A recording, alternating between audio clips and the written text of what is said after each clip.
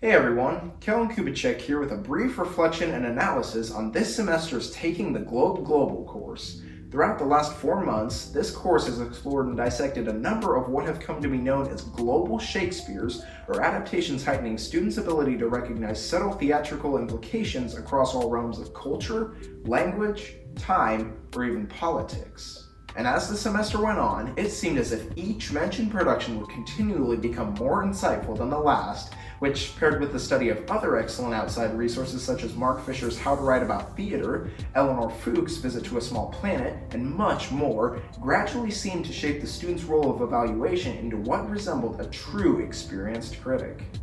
And as for me, with the caveat that I did come into this course holding little inherent knowledge of what the course would study, I have no trouble at all to say that this is undeniably true.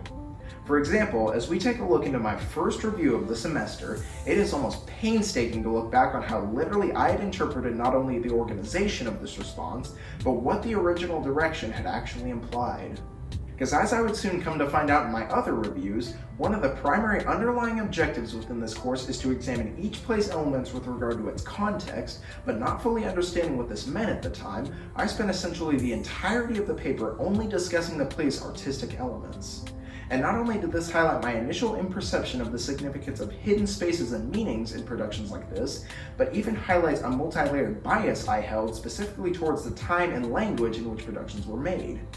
However, this bias also marks the first opportunity I would use for personal growth within this class, because as we transition to look at my second review, it is directly illustrated that as the first play I was exposed to in a different language, this particular global Shakespeare actually piqued my interest just as much, if not more, than the first one.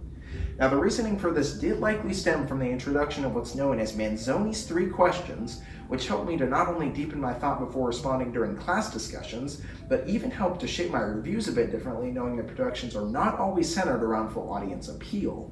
And from this, forming the habit of actively asking myself both the purpose of each play and its paired significance has heightened my ability to connect with my classmates' discussion, and on the review side of things, even expanded my willingness to learn more about the plays themselves. This point is best reflected in my fourth review, or the review in which I would argue I went most out of my way to attain sufficient behind-the-scenes information, and thus would discover just how significant it can be to the role of the critic in particular cases. As you can see, nearly a third of this entire review is centered solely around context from outside research, which, through its uncovering of elements such as the production team and key characters' backgrounds, fittingly relates to my second instance of personal growth over the course of the semester. Because shortly after completing this review, one particular in-class activity involving what I like to call the study of hands would strongly heighten my insight towards how actors might feel while on the job, regardless of the scenario that's thrown at them. Now obviously, this does not create a comfortable space for everyone present, but as the previously mentioned character backgrounds are uncovered, similarities often arise that not only allow them to be comfortable in semi-intimate scenes, but even further define how they tend to respond to one another.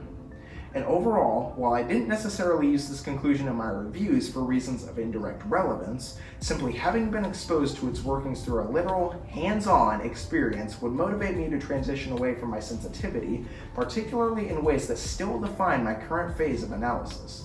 For example, having committed to covering the morally challenging topic of lust for this final project, I have simply come to recognize such analysis as an elemental part of the critic's role, surpassing my previous reluctance to even write about issues along these lines. This illustrates just one of the many ways I've witnessed my self-development throughout this course, and while both my cultural knowledge and communication of ideas remain far from perfect, I feel that my effort to improve should earn me at least around a 90% for the semester. Backed by my changes in perspective discussed earlier, a long-standing goal to remain open-minded, and even the diverse connections I've made within this class, this represents what I ultimately believe to be a balanced result for a strong, effort-driven performance.